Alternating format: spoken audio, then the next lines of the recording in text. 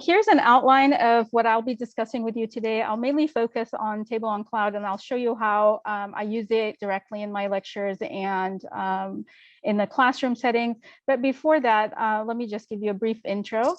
Marshall B. Ketchum University is located in Southern California in Fullerton, in the city of Fullerton in Orange County. And you can see a few pictures here about our campus. These have been taken on a typical sunny day in Southern California, and we enjoy lots of these here. As Jake mentioned, I actually teach first-year students for both the physician assistant program. As you can see on the left side here in the left picture, these are a group of physician assistant students using the Anatomage. And then on the right side are a couple of images with me teaching first-year optometry students. So of course, the curriculum is different for either program. PA program utilizes anatomy much more heavier than the optometry program. So there are different perspectives, there are different ways to integrate the Anatomage in both programs. Some of the issues that initially start with a new technology or a new software or something is, how do I go about applying some of this new information into my courses? Do I have to go and change everything? And as faculty members, I'm sure you know how troublesome it is to come up with new ideas and be creative. But hopefully you can learn a few tricks from what I'm going to show you. In order for me to show you some of the limitations and the challenges we face, I'm going to start with the very first classroom that we house the Anatomage tables in. So on the top of the picture here, this was our first classroom. It was small enough for our class size, and it was big enough to house the 2 Anatomage tables. The setup was great for me. I had a projector screen to project my slides, and then I had the 2 tables right there in the classroom. And you can see I, just like the students doing on the left lower picture, I would position the table in a vertical mode, and then I can lecture simultaneously from the Anatomage table. And that was great for lecturing. The students can see me directly using the table and interacting with it, and I would be able to answer their questions. But we soon quickly realized that this was limiting other programs from coming in and using the table. This classroom was the first PA classroom. So PA curriculum requires use of anatomy on it all year long. So we thought the tables would work best being in this classroom. But again, we quickly realized that for the optometry and the pharmacy program, they were forced to come in after hours to use the tables, and it wasn't really working out well for them. So we moved the tables into their own space. You can see them here projected into their own TV screens, and this is our anatomy lab. We've got stations here, so we do lab practicals and all kinds of activities. And that worked great, except you might ask, well, what about lectures now? Are you still able to lecture directly from the tables? Initially, no. Initially, I had to roll one of the tables. I was lucky enough to have our new PA classroom being right next door to where the anatomy lab is. And I actually got what I wanted. I asked for 2 projector screens so that I can project the slides on one and I can project the table on the other. And you can see here part of the setup. So it was working. The only problem was I had to factor in about a 15-minute delay of rolling in the table, hooking it up to the projector screen. And so I couldn't really teach and show the table at the same time. And for some, that might not be a problem. You can go through your slides and then show the table. And so for me, I had to wait during breaks or during a nice transition to bring in the table, or maybe even during the anatomy lab is when I would bring the table and project to students. So for part of the problem was, yes, now we can allow the other programs to use it. The tables are on their own, but now I can't really use it during lecture. This was, again, the PA classroom. Here's what the optometry classroom looks like. I have to say I'm fortunate to be able to teach in 2 different programs, because that gives me different perspective and also an appreciation of different experiences with the different groups of students. The optometry students have their classroom set up, as you can see here. It's pretty small. I can't actually roll the Anatomage table into the classroom. It's in a different building, and there are stairs. And the class is small enough at the front. So in terms of lecturing directly from Anatomage to the students, that I wasn't able to. I resorted to videos, presets, screenshots in the lecture. And it was only during labs when students had actual interaction with and engagement with the table content. So that was a limiting factor for me in the optometry classroom up until Table on Cloud came along. Regardless of that, I was able to create activities for students to work on. So there were lots of worksheets for both the PA and the optometry cohorts. Here's an example. And as Jack mentioned, I did present this as a workshop last year in UGM 2021. So as you can see, there are step-by-step instructions on what to do, what icons to use on the table. And the goal is to have students to be flexible and familiar with some functionality. I don't want to make them expert in using the table, but I want to introduce them to some key functions where they can study on their own independently, and they can create images for their own use. As you may know, students have different learning styles and everybody learns different. So some like to apply flat color or color every single structure differently. Others like to annotate heavily. So by just giving them certain tools and functionality of the table, they can actually come up with very different ways of presenting the information and studying on their own. So what I'm showing you here, these are actually screenshots from students' work. I just asked them to submit some to me. You can see here on the left, the brain is colored. Some students, as I mentioned, like to apply a lot of color. Here are some structures where I annotated. Here we've got the urinary system and the female reproductive system in the lower middle. We've got the sinusoid, the drainage, venous drainage, and the sinusoids in the brain up on the top. And for some of the students, they told me that the best way for them was to actually make video recordings on the table of some of the structures after coloring it, and that helped them a lot in learning material. So again, you give the students some of the main tools to help them understand how to color, how to remove structures, how to make a certain cut, how to label, and then let them work on their own, let them be creative, and they come up with really fascinating images that they use to study from. So that was the lab setup. Here's a quick video of optometry students in the lab. And you can see how the lab can be from just simple memorization or just answering an assignment or filling an assignment, and it becomes an interactive activity where students are collaborating together, engaging, trying to find answers, labeling different structures, or even helping each other. It'll be a teamwork and a peer effort to help each other identify some of the structures. And they love it. They love the engagement, and they're always having a lot of fun. And you can see here some of the students, these are the cranial nerves that they're poking at. And here they're trying to also, and then we've got this excitement happening when the student finally figure out the answer that they're looking for. So they have a lot of fun, which anatomy can be, a bit more of a tricky, like, okay, here are the structures, you have to memorize them now, here are the images.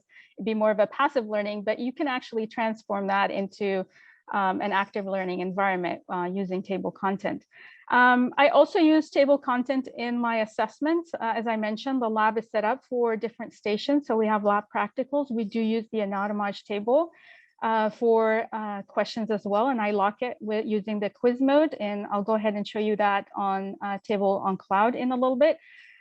These are a couple of images for questions that I created using Table on Cloud. You can see the pins here that are inserted.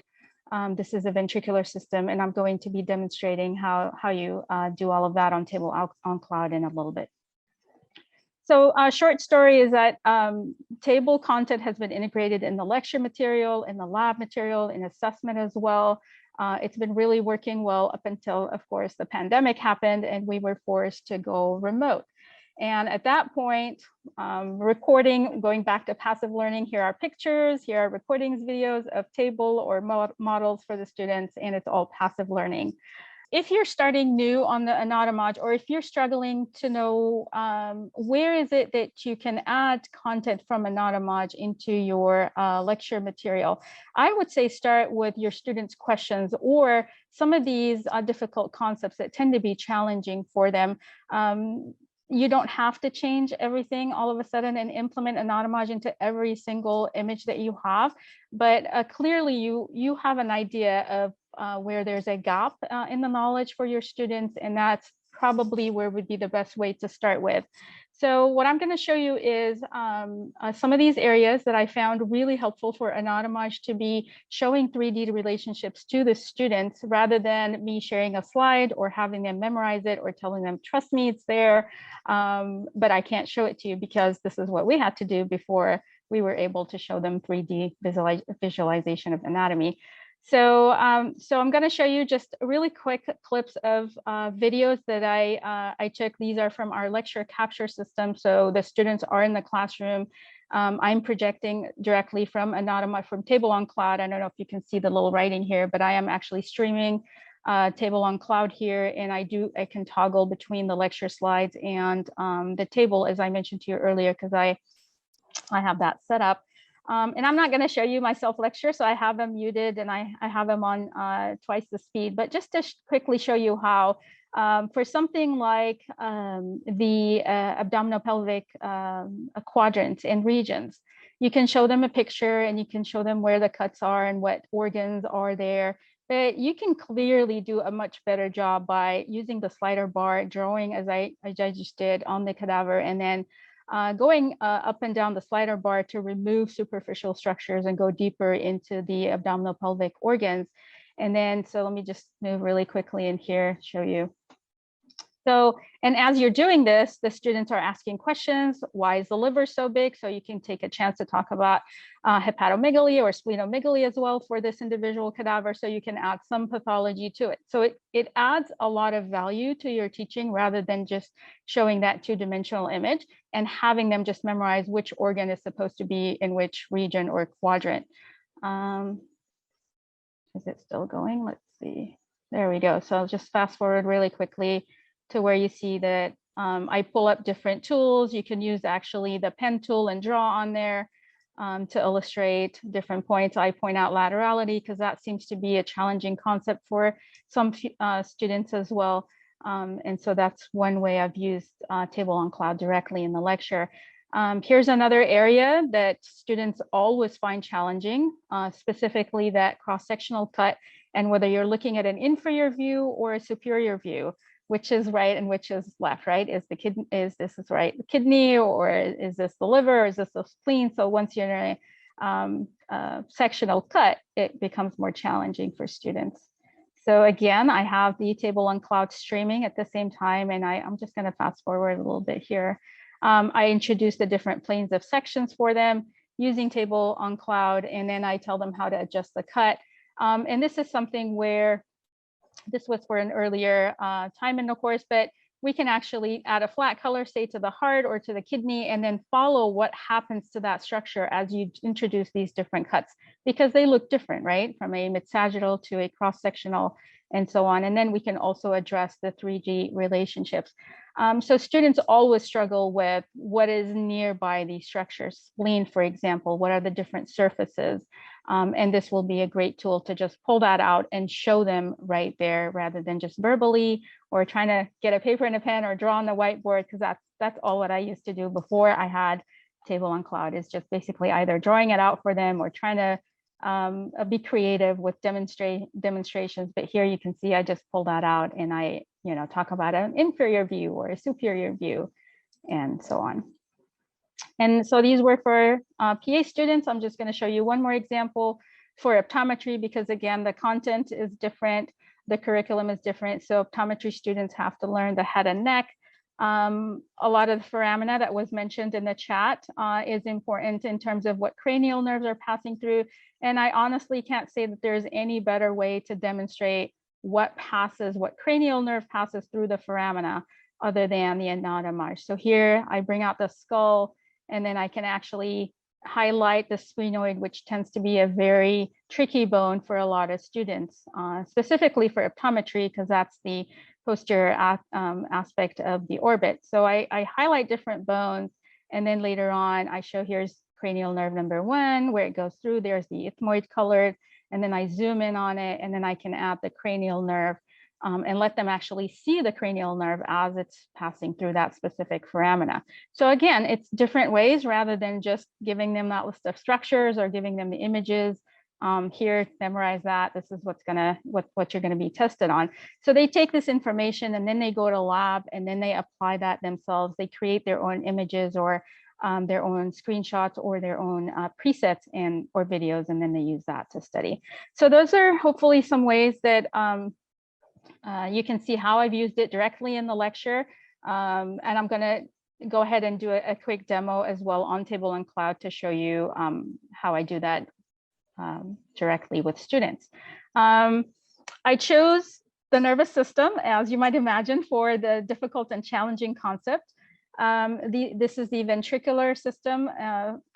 Lately, I've been getting students who think when I say ventricular system, they think we're talking about the chambers in the heart. And it depends on what they had in terms of undergraduate experience. Some of them don't really take any nervous system instruction when it comes to general anatomy and physiology. In the lab for optometry students, they do dissect the sheep brains and they do get hands-on exposure to the ventricles. And I do show them this mold, but it's still, there are questions about why are there two different lateral ventricles, or why do you see them in different lobes, for example. The thalamus and how it interacts with the third ventricle is always tricky for them, that little tiny passageway where the thalamus meets on the mid sagittal section. So it's only when they actually go to lab and I do these sort of manipulations with the brain high resolution, I highlight the ventricular system, I do different cuts to simulate what they're actually doing on the sheep brain. And then they realize, oh, that's why I see two different lateral ventricles, one in the frontal lobe and one in the temporal lobe. Or now I understand why the fourth ventricle, even though it looks so tiny here, when I go ahead and look at a different view, it's actually much larger. So again, these are 3D relationships, whether it's the structure itself or its relationship to other structures that you can't really demonstrate with a model or a 2D picture. Even though I do have those same exact images from the textbook. But again, being able to manipulate the volume or the high resolution image on the table directly adds a lot of great value. And that's when the student actually is understanding and not memorizing. So what I'm going to do right now is I'll stop sharing for a minute. I am going to go to Table on Cloud. What I do for the lectures, here we go. I try to set it up just like with the table itself. It does take a couple of minutes to load up your volume. So I also do that with Table on Cloud. All you need is to actually sign in, have your credentials, and you can access the streaming service directly. And I usually have that side by side already set up before I start lecture. And it might take a click on the retry just to have it load up again if it's left sitting for some time.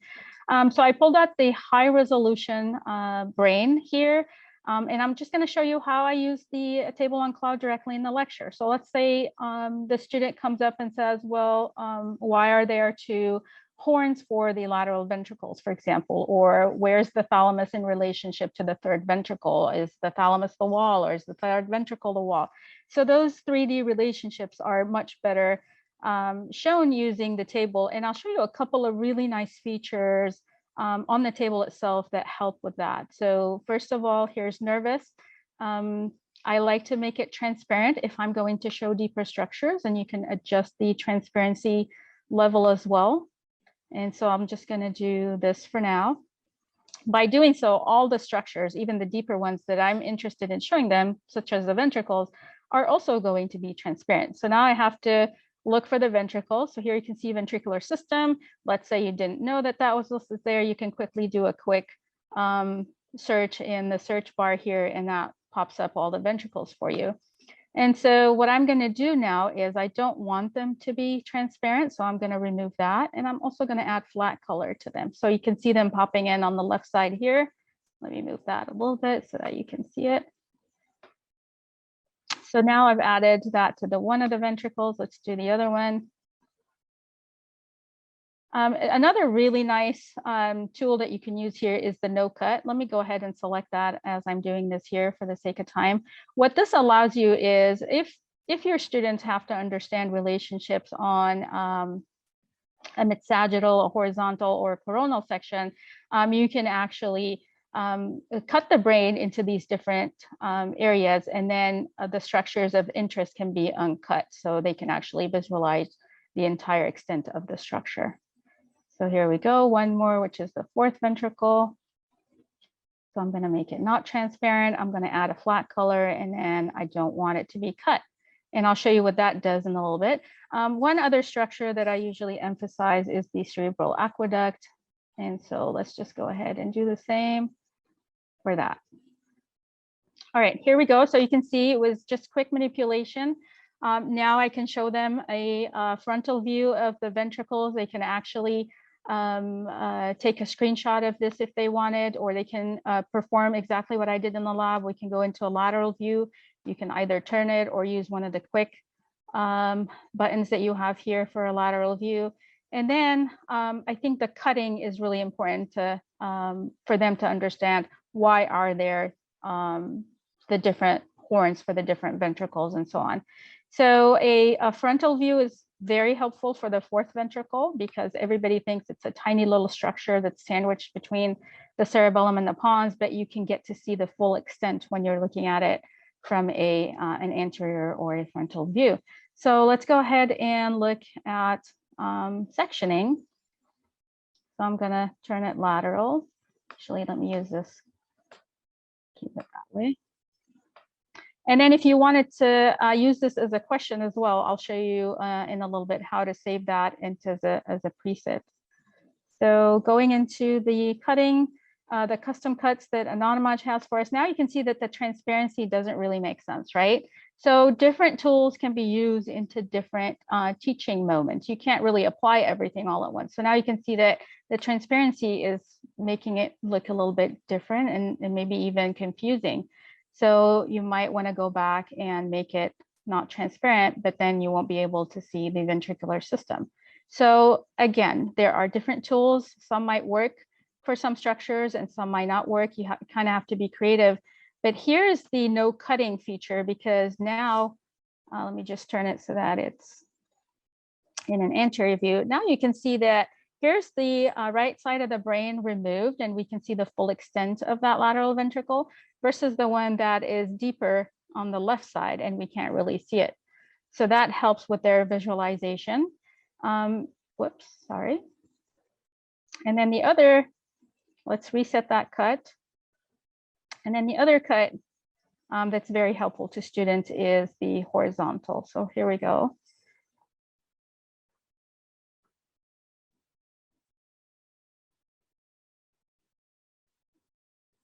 So when they're doing this actually on the she brains, there's always confusion as to where are the lateral ventricles and how come there are two. There are ones that are anterior and ones that are posterior. So by coloring or adding flat color to the ventricular system, as I did earlier, you can actually show them why that is the case. And then remember, I made the ventricles, I selected that they're not cut, so they are seeing the full extent of the ventricles. I can go ahead and change that and allow the ventricles to be cut when I do my horizontal section, and that will change what the ventricles look like. So that would look like a horizontal section. So this is one thing. Again, you can add a pin and make that a question if you would like. That would be one way of using it, but hopefully now you can see how I directly use the table content in the lecture. One other thing to add, that Table on Cloud had tremendously actually facilitated the learning for my students is using it to answer their questions. Previously, before having Table on Cloud, I would answer questions either by pulling the textbook picture or getting a model or drawing on a piece of paper, like I said, or on the whiteboard. And that was great for that time because that's all what we had. But sometimes I would see the hindrance on the student, and they're still looking at me, they don't get it. And so now my first answer is, let me show you. So when why is it this way? Or how come there are these many surfaces? Or why is the diaphragm near this structure? And my first answer is, let me show you. I pull out the Table on Cloud and I pull out that structure. Of course, it does take a couple of minutes to load everything. But then I'm able to manipulate the cadaver or the high resolution image directly in front of the student. And I'm showing them, I'm removing layers to show them the compartments, and I'm showing them the relationship. So this is the superficial structure, muscle, or what have you. This is why the structure is presented in this location, or why it has these surfaces and so on. So I want to say that it definitely, Table on Cloud definitely transformed the answering questions experience for my students. So let me go back to the presentation now.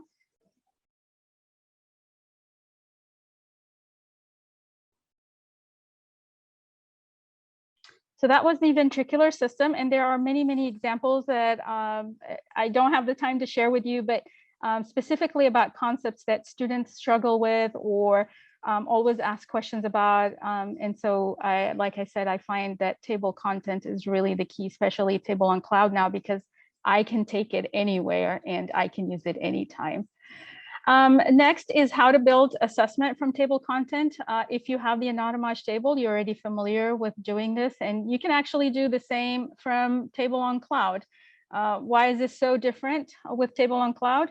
Well, for me specifically, our tables were in the lab and students were using them during lunchtime and after hours.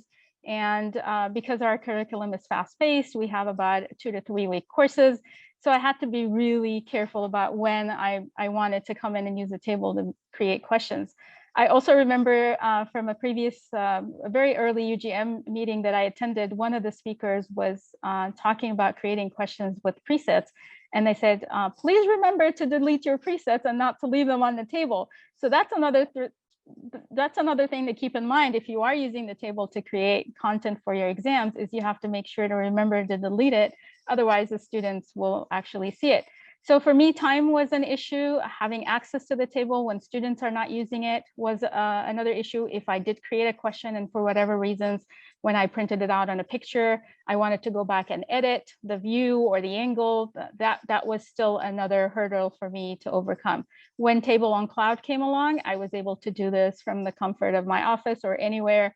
And I would save as a preset as well, and you'll be able to pull that out. I can also take screenshots much more quickly. I didn't have to worry about a USB, and I didn't have to worry about forgetting anything on the table so that students can accidentally look into it. So here you see 2 shots that I'm using the pens. This is exactly what I do for my questions on the lab practical for students. When you place the pen, there are certain ways that you just have to rotate the image to make sure that it actually lands on the structure of interest. And what's really great is I allow students to actually move the table, so they can rotate the image, they can cut, they can do certain things that I allow them. But I remove other functionality, like being able to basically tap on the structure and identify what it is, or change the preset or change the pin. So I lock out the table using quiz mode, and you can actually add a password to that, but you can create all of these presets and images using Table on Cloud.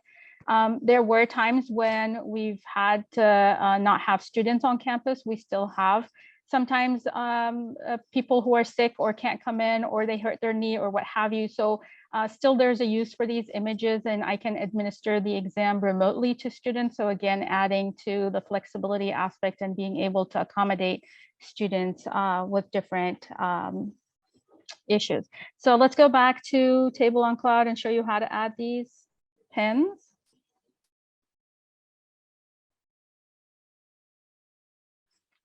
So let's go back to the mid-sagittal section. And so I have the ventricular system highlighted here as well. I can actually apply the cut now because I don't need it to pop out. When I create images for an exam question, I try to make them as clear as possible. I try to avoid transparency so that students are not confused. So I take into consideration that if it's a still screenshot, it's a 2D image, they're not going to be able to manipulate it. So I take all of that into consideration. But if they're able to come in and use the table, then that's a different story. I can actually have them rotate the image so that, especially for blood vessels, for example, they need to see certain landmarks to identify the structure that they're looking at. So I just want to go back to the ventricular system and allow the cutting to be applicable to everything.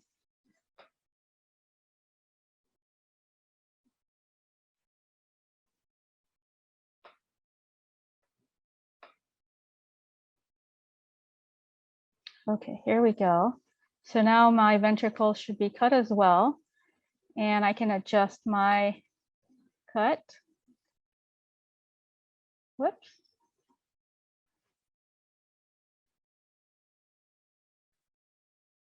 It might take a minute to load. Let's see if it'll bring me back to where I was. Oh, okay. So I'm glad I created some screenshots for you, just in case something like that happened. So let's just go back here. Basically, there's a pin tool, as I mentioned, that you can select, and you can tap on the structure, and you just need to rotate the image a little bit just to make sure that your pin is actually landing on that structure, because otherwise sometimes it looks like it's floating in the air. And so if you are allowing your students to rotate the image, you want to make sure that the pin is actually placed where you want it to be.